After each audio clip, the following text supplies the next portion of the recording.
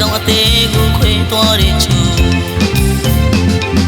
ဘာလာတော့မကွင်းဖြစ်တဲ့ချိုတစ်ပုတ်ပင်ကိုမှတ်မိသေးလားဒီကောင်အသေးကိုခွေသွားတဲ့ချို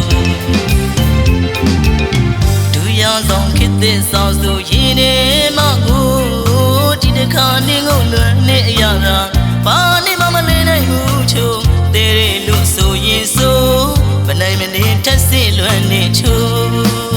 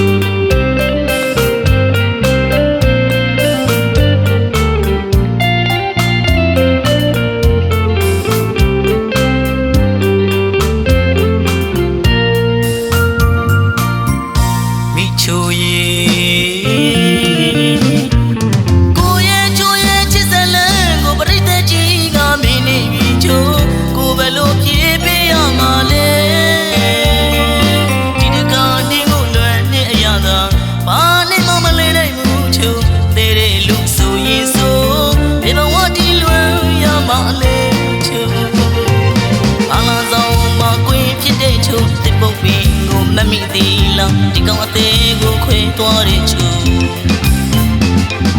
ဘာလာတော့မကွင်းဖြစ်တဲ့ချိုတစ်ပုတ်ပင်ကိုမှတ်မိသေးလားဒီကောင်အသေးကိုခွေသွားတဲ့ချိုဒူရဆောင်ခစ်တဲ့ဆောက်ဆိုရင်နေမကိုဒီတစ်ခါနေကိုလွမ်းနေအရာက